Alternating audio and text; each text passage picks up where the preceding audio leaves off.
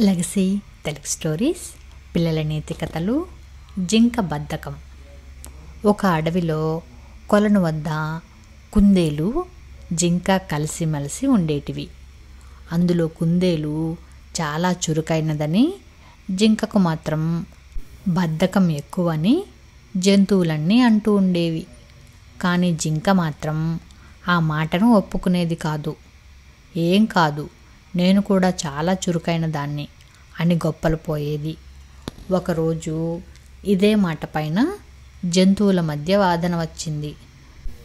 కొలనుకు పెద్ద అయిన ఏనుగు మధ్యలో కల్పించుకొని, సరే, జింక తాను చురుకైన దానిని వాదిస్తోంది కాబట్టి దానికి కుందేలుకు ఓ పోటీ పెడతాను. ఒక పెద్ద దుంపను మన కొలను చుట్టుపక్కల ప్రాంతంలోనే దాచిపెడతాను. దాన్ని ఇద్దరిలో ఎవరు వెతికి తీసుకొస్తే వారే విజేత. ఆ దుంప మొత్తాన్ని బహుమతిగా పొందొచ్చు అని చెప్పింది. దానికి కుందేలు, జింక సరే అన్నాయి. మిగతా జంతువులన్నీ ఉత్కంఠగా చూస్తున్నాయి. పోటీ మొదలు కాగానే కాసేపు గబగబా వెతికిన జింకకు అంతలోనే విసుగొచ్చింది.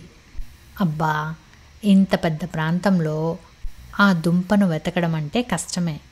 అలసిపోయాను, ముందు విశ్రాంతి తీసుకుంటా అని ఓ చెట్టు వద్ద కూర్చుండిపోయింది. కుందేలు మాత్రం ప్రతి చెట్టును, తుప్పను, బండను వెతికి దుంపను సాధించేసింది. తీరా చూస్తే ఆ దుంప జింక కూర్చున్న చెట్టు తొర్రలోనే ఉంది. జంతువులన్నీ విజేతైన కుందేలు ఉత్సాహాన్ని, చురుకుదనాన్ని మెచ్చుకుంటున్నాయి.